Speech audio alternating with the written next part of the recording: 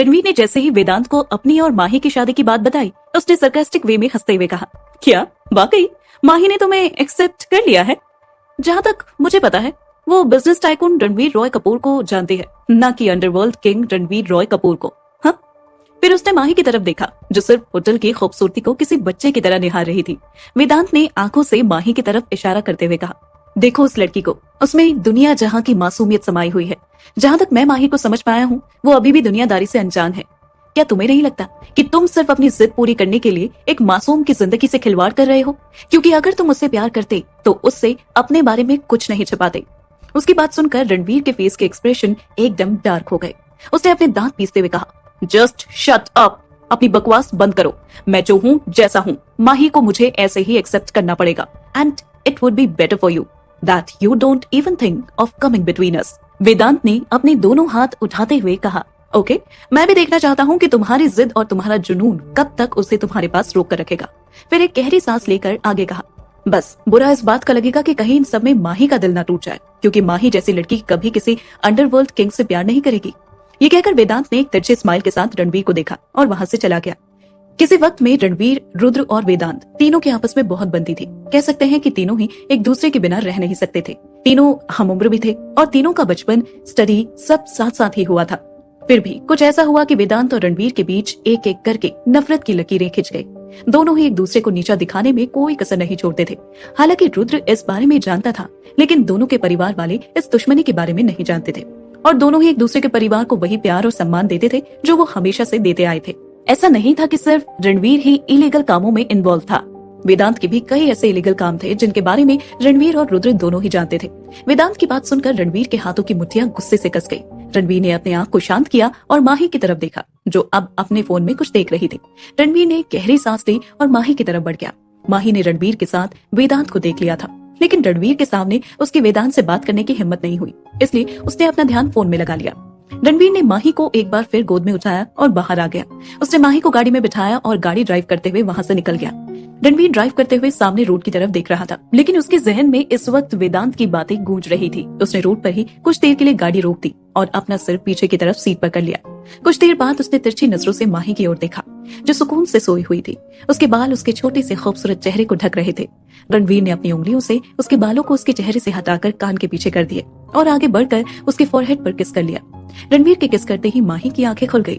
उसने सीधे बैठते हुए कहा, हम घर आ गए क्या? रणवीर ने भी वापस गाड़ी स्टार्ट करते हुए कहा, नहीं, अभी करीब आधा घंटा और लगेगा।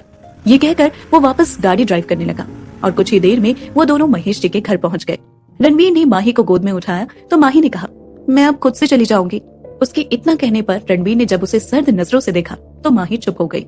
माही को ऐसे रणवीर की गोद में देखकर निर्मला जी ने पूछा, क्या हुआ माही को, ये ठीक तो है ना? माही ने कहा, हाँ चाची जी, मैं बिल्कुल ठीक हूँ, बस थोड़ी मोच आ गई थी पैरों में। रणवीर ने निर्मला जी से कहा, आंटी मैं माही को उसके रूम में छोड़ देता हूँ। तो निर्मला जी ने हाँ में सिर हिलाते हुए कहा, हाँ ये ठीक रहेगा, मैं अभी माही के लिए हल्दी वाला दूध भिजवाती हूँ। ये कहकर वो किचन की तरफ चली गई। रणवीर ने माही को रूम में लाकर बेड पर बैठाया और उसके बगल में बैठकर उसके पैर चेक करते हुए बोला, स्वेलिंग भी पहले से कम हो गई है। तभी मेड हल्दी वाला दूध वहां रखकर चली गई। रणवीर ने दूध का ग्लास माही की तरफ बढ़ाते हुए कहा, लो पियो इसे। माही ने दूध देखकर मुंह बनाते हुए कहा, अभी इसे यहीं रख दीजिए, मैं बाद में पी लूंगी। रणवीर तो माही का रिएक्शन देखकर ही समझ गया था कि माही दूध पीना ही नहीं चाहती, इसलिए उसने जबरदस्ती माही के होठों से ग्लास को लगा दिया। माही से दूध बिल्कुल नहीं पिया जा रहा था, पर रणवीर ने जबरदस्ती उसे पिला ही दिया। फिर ग्लास को एक तरफ रखकर माही के होठों को अपने अंगूठे से साफ करते हुए बोला, अब आराम करो, मैं कल सुबह 11 बजे तुम्हें लेने आऊंगा। माही ने कंफ्यूजन में पूछा, 11 बजे क्यों? रणवीर ने कहा, क्योंकि कल तुम मेरे साथ शॉपिंग पर चल रही हो, हमारी रिंग सेरेमनी है। इतना कहकर उसने माही के लिप्स पर छोटी सी किस करके उसके बालों को बिगाड़ते हुए कहा, और कल मुझे कोई बहाना नहीं चाहिए, समझी? ये कहकर वो रूम से बाहर निकल गया। माही तो सोचती ही रह गई कि मैं बहाना सोच ही रही थी कल ना जाने का, पर इन्होंने तो पहले ही वार्निंग दे दी। आखिर इन्हें पता कैसे चल जाता है कि मैं क्या सोच रही हूँ। दूसरे दिन माही रेडी होकर नीचे डाइनिंग हॉल में ब्रेकफास्ट करने के लिए आ गई। नीचे गंगाधर जी, महेश जी और निर्मला जी भी डाइनिंग टेबल पर बैठे ब्रेकफास्ट कर रहे थे। माही को आते देखकर गंगाधर जी ने उससे पूछा, माही बेटा अब तुम्हारा पैर कैसा है? कल तुम्हारी चाची जी बता रही थी कि तुम्हारे पैर में मोच आ गई थी। माही ने जूस पीते हुए कहा, बाबा अब मेरा पैर ठीक है, बस हल्की सी मोच थी। उसकी बात सुनकर महेश जी ने कहा, बेटा ध्यान रखा करो अपना। माही ने मन ही मन कहा, ध्यान तो रखती हूँ, पर जब आपके पीछे डेविल हाथ धोकर पड़ जाए तो ऐसे हादसे होते ही रहते हैं। निर्मला जी ने माही को गहरी सोच में डूबे देखा तो उससे पूछा, क्या सोच रही हो माही? माही ने मुंह बनाते हुए कहा, डेविल के बारे में। फिर उसे ध्यान आया कि वो क्या बोल गई, तो जल्दी से बोली, वो आज शॉपिंग पर जाना है ना, तो वही सोच रही थी। माही इतना ही बोली थी कि तभी उसके फोन पर रणवीर की कॉल आई। माही ने बेमन से कॉल पिक करके कहा, हेलो। तो दूसरी तरफ से रणवीर ने कहा, रात अगर मन ही मन ढेर सारी गालियां दे दी हो तो बाहर आ जाओ, मैं बाहर तुम्हारा वेट कर रहा हूँ। फिर उसने माही की बात सुने बगैर कॉल डिस्कनेक्ट कर दिया। माही कहना चाहती थी कि आपने 11 बजे कहा था, अभी तो सिर्फ 9 बजे हैं, पर रणवीर ने उसे बोलने का मौका ही नहीं दिया। फिर उसने अपने बाबा से कहा, बाबा वो रणवीर बाहर मेरा वेट कर रहे हैं, क्या मैं शॉपिंग के लिए जाऊं? ये सुनकर महेश जी ने कहा, अरे रणवीर बाहर है, उसे अंदर बुलाकर लाओ बेटा, आखिर वो इस घर के होने वाले दामाद हैं। माही ने कहा, मैं कॉल करके उन्हें अंदर आने के लिए कहती हूँ। तभी गंगाधर जी ने कहा, नहीं माही, तुम खुद उन्हें बुलाकर लाओ। अब माही के पास कोई ऑप्शन ही नहीं था, वो बेमन से बाहर चली गई। रणवीर बाहर अपनी BMW से टेक लगाए खड़ा था। उसके एक हाथ में फोन था और दूसरा हाथ पॉकेट में था। रणवीर ब्लैक पैंट और व्हाइट शर्ट में काफी हैंडसम लग रहा था। माही ने जब रणवीर को देखा तो एक पल तो वो उसमें खोसी गई और मन ही मन अपने आप से बोली, कितने हैंडसम लगते हैं ये, बिल्कुल हीरो की तरह। फिर उसकी हरकतें याद आते ही मुंह बनाते हुए बोली, पर हरकतें तो पूरे विलन की तरह है।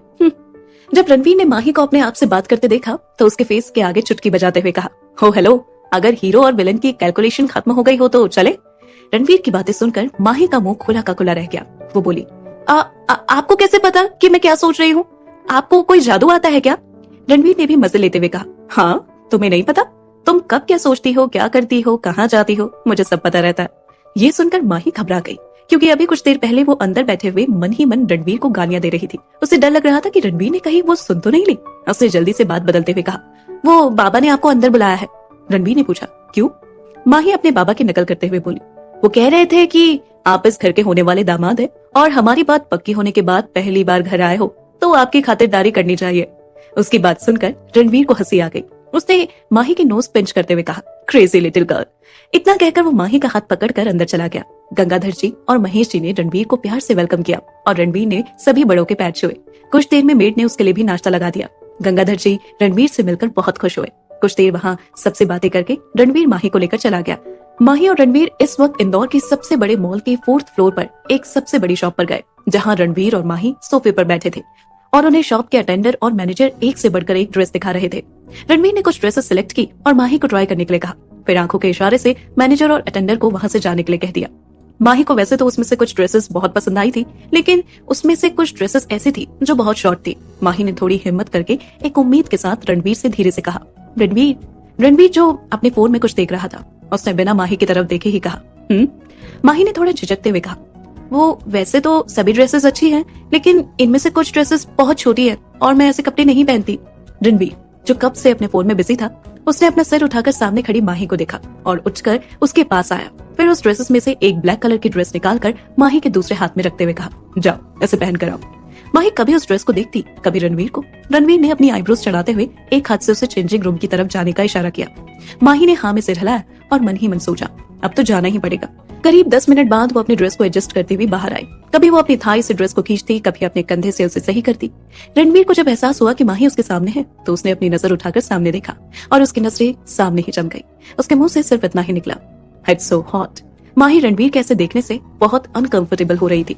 रणवीर धीरे धीरे उसके करीब आया तो उसके करीब आने से माही का दिल घबराहट के मारे बहुत तेज धड़कने लगा।